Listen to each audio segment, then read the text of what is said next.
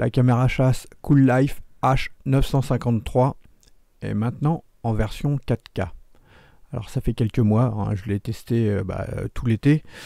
Comme j'avais déjà montré une vidéo pour les réglages, je pense qu'il fallait quand même que je montre une vidéo avec qui soit à jour.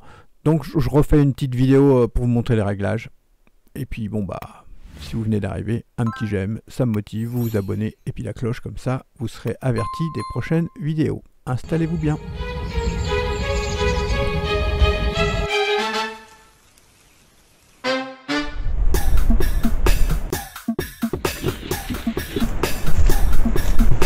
Bonjour les amis, aujourd'hui nous allons voir le menu, la configuration, les réglages de la caméra chasse Cool-Life H953, nouvelle version. Les nouvelles versions, elles sont toutes en 4K. J'avais déjà fait une vidéo, mais c'était l'ancienne version. Donc je préfère vous faire la nouvelle vidéo avant de vous montrer les différences entre la nouvelle et l'ancienne. Bien sûr, quand vous l'achetez, pas de panique, je mettrai le lien, vous aurez directement les... Normalement, il devrait y avoir plus que du 4K. Mais méfiez-vous, si jamais vous avez envie d'en acheter une d'occasion, vous pouvez retrouver avec l'ancienne version. Voilà. Alors déjà, on va regarder les boutons. En haut à gauche, la touche menu qui permet d'aller dans le menu. La touche play qui permet de lire. En haut, shot, ça permet de faire de démarrer une photo ou une vidéo en mode manuel. OK pour valider. En haut, la flèche, soit pour aller dans le menu vers le haut, la flèche vers le bas pour aller dans le menu vers le bas, la flèche de direction à gauche pour aller à gauche, à droite pour aller à droite. Là, vous voyez des petits pictogrammes. Là, celle du haut, caméra, ça sera pour se mettre en mode vidéo, si vous voulez être en manuel. Et le mode photo, pour être en mode photo directement. En dessous, il y a le bouton. Quand on va le pousser dans un sens, alors complètement à gauche, c'est éteint. Au milieu, c'est en mode test. Mode test permet de faire les réglages. Et complètement à droite, ça va permettre de le mettre en position pour filmer. Donc, en marche. Alors, c'est parti. On va regarder le menu. J'allume.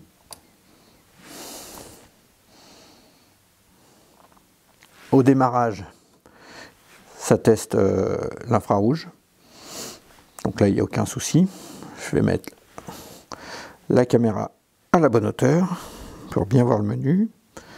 Voilà. Et on va démarrer.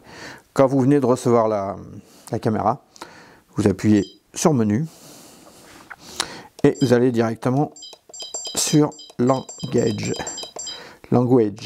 Comme ça, on met en français, ça va être déjà plus simple. Je l'ai passé là, je pense. Oui. On appuie sur OK, ça valide. Et puis on retourne tout au début maintenant pour prendre tout dans l'ordre que ça arrive. Ça démarre par mode. Mode, c'est le fonctionnement que vous allez vouloir. À chaque fois, pour valider, on appuie sur le bouton OK. On peut choisir soit de faire uniquement des photos, soit des photos et des vidéos, ou soit que des vidéos. Moi, je choisis de faire photos et vidéos. Je valide et ça sort. Résolution de l'image. Donc là, c'est la configuration des photos. La résolution minimum, c'est 1 mégapixel, ce qui fait quand même du 1280 par 960. Et le maximum, c'est 32 mégapixels. Regardez, ça fait quand même une grosse résolution. 6480 par 4860 pixels. C'est celle que je choisis pour mes photos. Série de photos. Vous pouvez choisir de faire une photo à chaque déclenchement, 2 photos, 3 photos ou alors carrément 10 photos. Je vais laisser sur une photo. Résolution vidéo. On va mettre le maxi. Le maxi, c'est du 4K.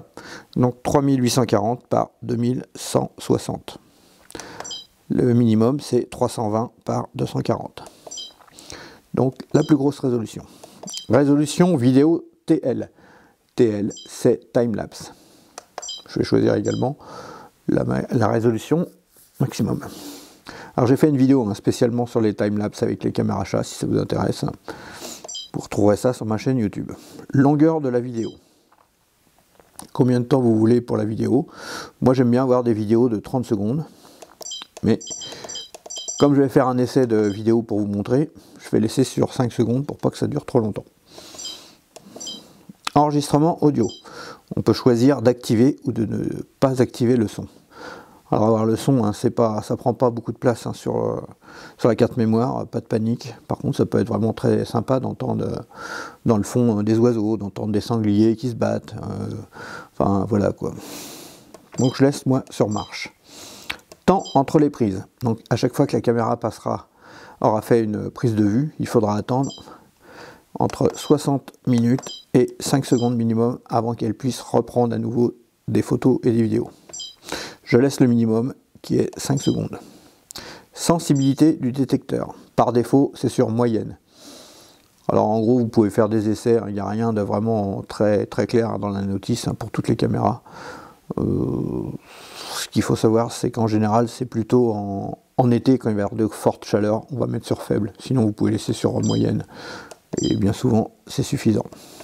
Durée d'enregistrement. Alors en fait, c'est pour définir des horaires. Si on met sur marche, regardez, régler la durée d'enregistrement cible, donc marche et arrêt.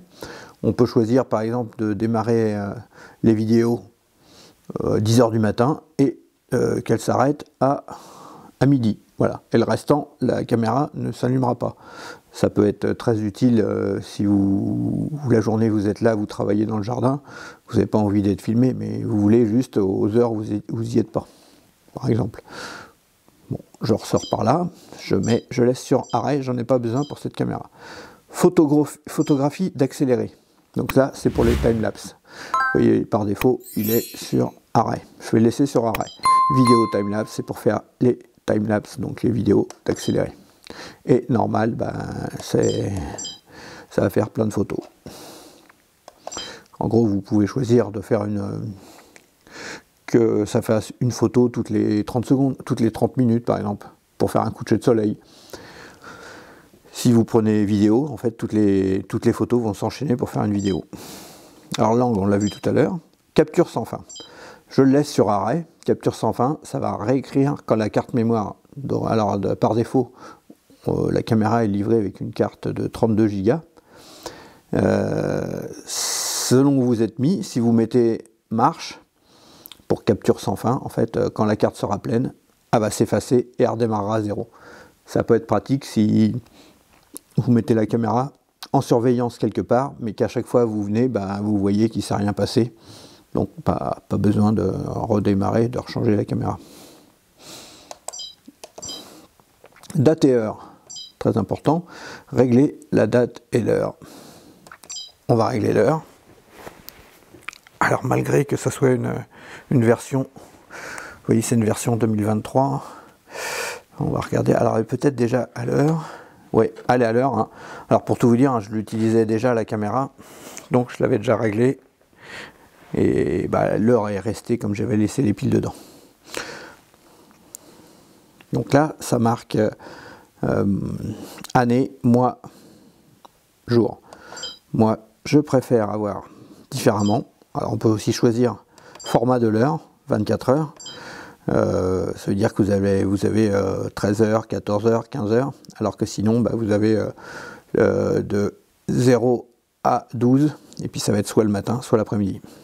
Là, on va aller format de date et on va le mettre sur jour, mois, année. Tout à l'heure, il était sur année, mois, jour. Voilà, ce qui correspond à la version comme on le fait en France. Timbre photo.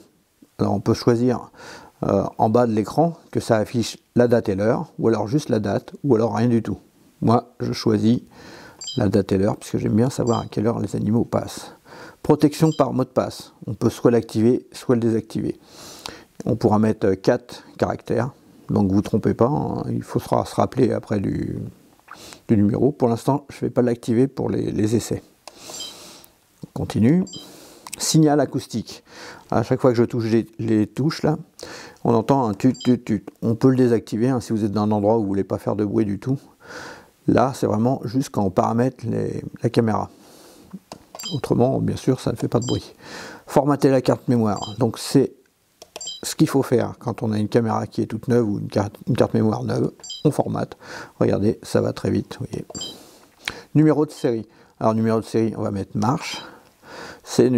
Et ça permet de mettre un nom. Le problème, c'est qu'on peut mettre que 4 lettres. On va mettre 953 du coup. Hop. Bon, c'est vrai que l'intérêt, elle n'est pas terrible. Surtout qu'avec 4 lettres, c'est quand même pas terrible. J'ai oublié le H. Donc je retourne. Voilà, H. 953. Comme ça, en bas, dans le timbre photo, ça sera marqué H953. Ça permet, si vous avez plein de caméras, vous savez avec quoi a été faite la vidéo. Réinitialiser tous les réglages. Si on fait comme ça, en fait, ça remet toutes les valeurs par défaut. Donc ça la remettra en anglais, et puis tous les paramètres que vous avez mis, ils seront effacés. Version. Intéressant. Si vous avez besoin de contacter le SAV, il faudra donner la version, comme ça, au cas où il y a eu une mise à jour, ils pourront vous répondre mieux. Service après-vente, si vous avez quelque chose, bah regardez, site web officiel, vous avez un QR code qui vous permet d'aller sur leur site. Et courriel, vous avez leur adresse email. Et voilà, nous avons tout vu. Donc, une fois qu'on a fait ça, si on veut se mettre en mode enregistrement, on pousse le bouton vers la droite et on a 15 secondes avant que la caméra se mette en mode d'enregistrement. Donc elle se mettra en veille et dès qu'il y aura une activité devant, l'écran va s'éteindre, ça enregistrera. Regardez, je vais passer la main devant. Hop. Alors on a mis une vidéo de 5 secondes il me semble, donc je vais bouger un coup. Je vais compter jusqu'à 5. 1, 2, 3, 4, 5. Voilà, là ça a dû enregistrer. On va éteindre la caméra. Puis on la rallume en mettant en mode test au milieu.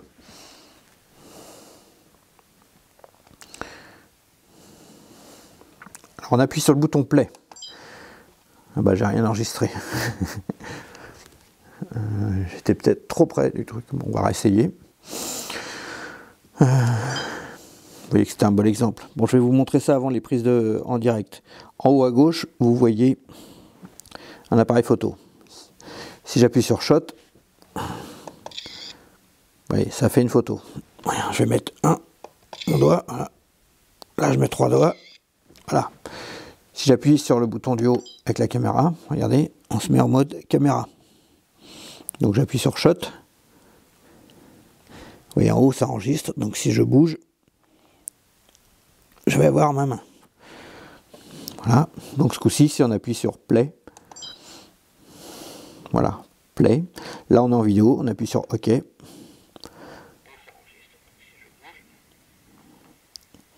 La vidéo se passe. Avec les touches haut ou bas, on peut aller voir les autres photos que j'ai fait. On voit bien qu'on est sur la 3 sur 4. On voit l'heure que ça a été pris, la date. Si on rappuie sur quoi j'ai appuyé. Alors Play, on est dessus. Voilà.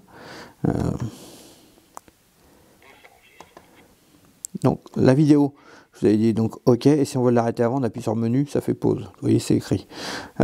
Pour supprimer les photos, on appuie sur menu. On peut supprimer soit celle en cours, soit tous les enregistrements, activer un diaporama ou protéger certaines photos, si vous voulez être sûr de ne pas faire de fausses manœuvres. On va tout supprimer, toutes les photos que j'ai prises. Voilà. Maintenant, on va la remettre en mode... on sort du menu, en mode enregistrement. Alors parfois, il faut attendre 30 secondes après le décompte, hein, selon les caméras. Ça peut être entre 0 et 30 secondes de plus que les 15 secondes. C'est peut-être pour ça qu'il n'y avait rien. En tout cas, voilà. Je vous ai montré le menu. On va regarder quelques images faites avec cette caméra.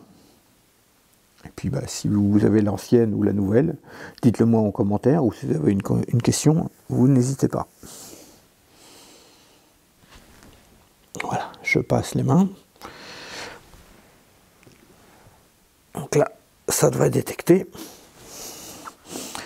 Maintenant, qu'est-ce qu'on fait? On réteint. Hop là. Je me suis mis en mode test. Je fais play. Voilà, vous voyez, ça a enregistré. Voilà, donc ça fonctionne. Je rappuie sur menu et je vais supprimer tous les enregistrements. Supprimer. Hop là. Alors voilà, je vais vous montrer quelques vidéos, même si je vous en avais mises quelques-unes tout au début de cette vidéo. Maintenant que vous savez faire les réglages, bien sûr, ça va pas vous empêcher de bien cadrer. Regardez là, c'est dommage, le cerf, on voit que ses pattes. Non, une biche peut-être. Bon. Alors je ferai peut-être une autre vidéo où je vous ferai un petit comparatif entre la H953 version 4K et la version d'avant. Comme ça vous pourrez voir un peu les différences de qualité. Bon, quoi qu'il en soit, j'ai les deux, j'en suis très content des deux. Alors n'hésitez pas à mettre un petit message, un commentaire, je répondrai. Si vous avez des questions, bah, allez-y, faites-vous plaisir. Et je vous dis à bientôt pour de nouvelles vidéos. Salut!